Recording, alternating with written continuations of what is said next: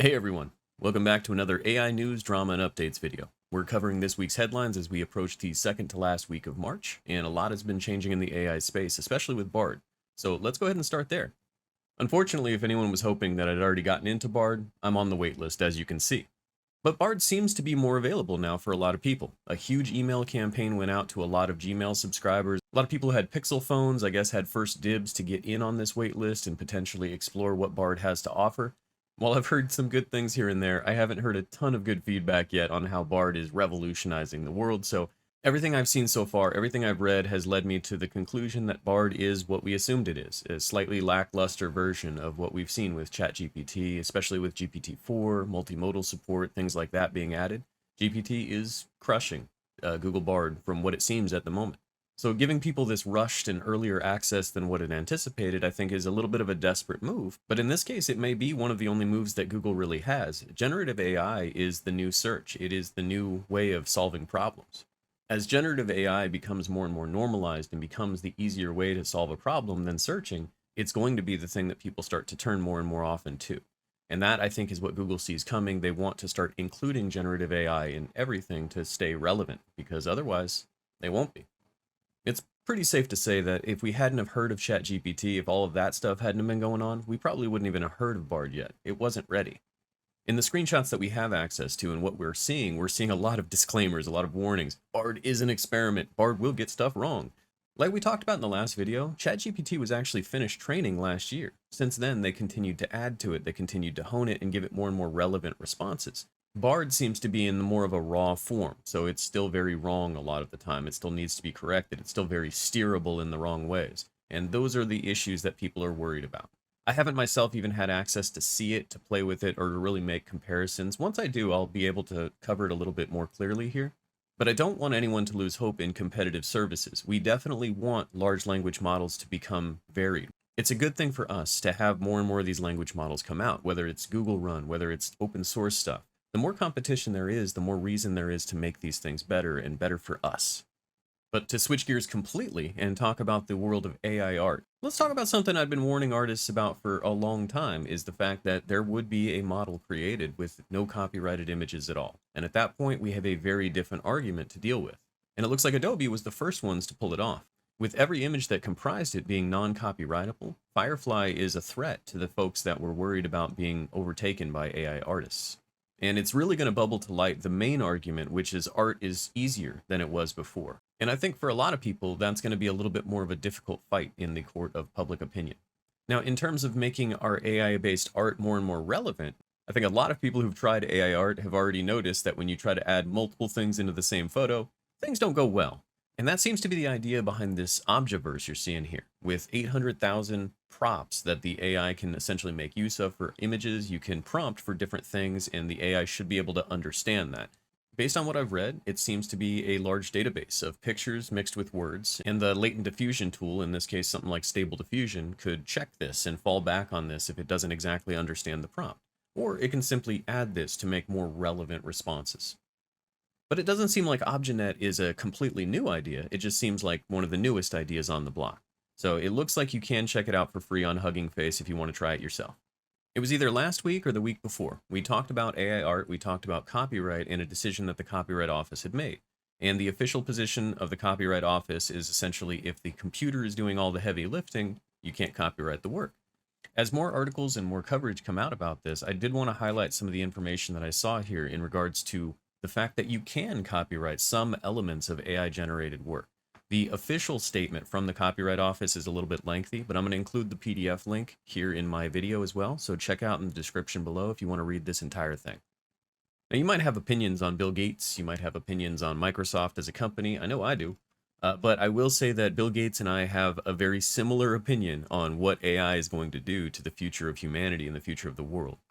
Now, this article covers there's been 2 times in his life where he's seen technology that he knew was going to revolutionize the world. And the first time was in 1980, which I imagine is the Xerox story, where the Xerox R&D team actually showed a graphic user interface to him and Steve Jobs, I think it was at the time.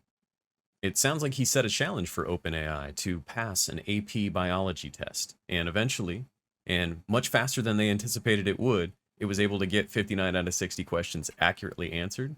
And then beyond that, they went to ask it a question. And that question is, what do you say to a father with a sick child? Like I said last week, I think anyone who uses this technology is going to be amazed. It's going to be a surprising response that they get, and probably not what they anticipated. And that is what makes this so revolutionary. I'll be honest with you, I don't really know what the trustworthy adjective in this headline means. Is this a safety issue? Is this a reference to the fact that a lot of LLMs can answer confidently but be incorrect?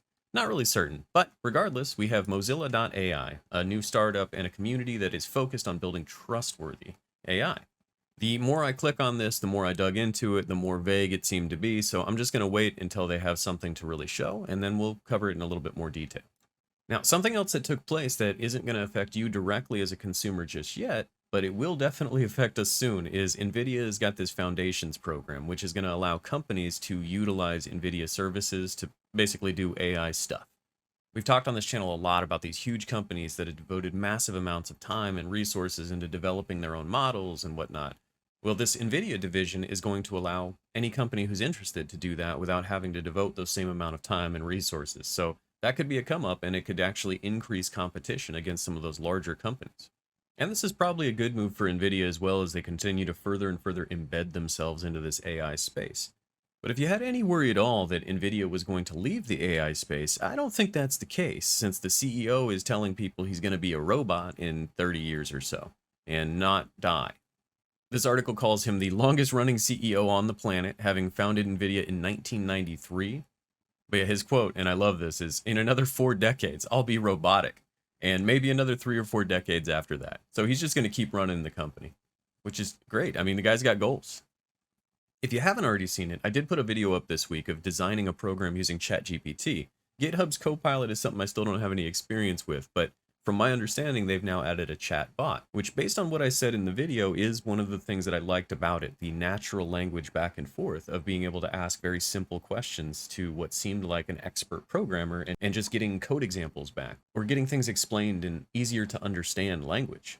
Especially if somebody is not already an expert programmer and maybe wants to try their hand at it, this could be an amazing come up. And in that same vein, I came across something called Codium AI, which I don't know a lot about yet. I'm going to start digging into. But it looks something along those same lines, something to build code tests logically. So this seems more like, once you've built your program, this can create tests for you, and you can test your program without having to generate those tests on your own. But at this point, it seems like almost every day we're seeing newer and newer innovations and easier ways to get things done. And I want to end this week talking about ChatGPT, since it kind of overtook everything in last week's video. OpenAI has now connected ChatGPT to the internet via plugins. If you're not fully familiar with what plugins could do for something like this, hold on to your hats, because this really opens up entirely new avenues for what was already the most powerful LLM out there.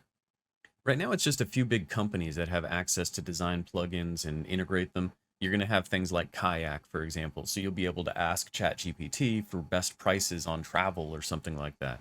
Wolfram Alpha, you'll be able to get better and better calculations. Based on the long list of large companies here, I would imagine a ton of money changed hands behind the scenes to make sure that some of these companies would be the first to be out there. But pushing corporate greed aside, the idea that these plugins could be potentially open source or potentially add on to what is already, again, the most powerful LLM that's out there is an amazing idea.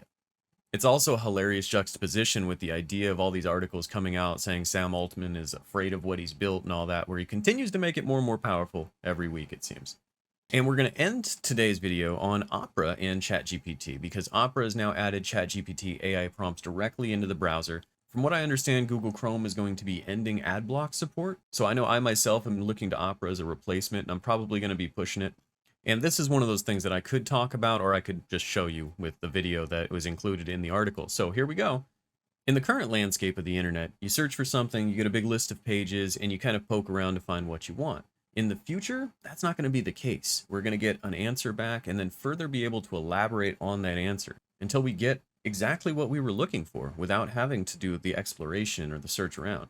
And that's the future of browsers integrated with LLMs, integrated with everything that is live and up to date. One of the only reasons we're not seeing a lot of that stuff right now is that the models were trained last year. A lot of this information is already out of date, and the internet is a constantly changing place. But you can imagine if we were talking to an LLM like ChatGPT 4 that was connected to a live internet connection and could get relevant live information for you, it would be a very different world. And week by week, it seems like that's the world that we're approaching.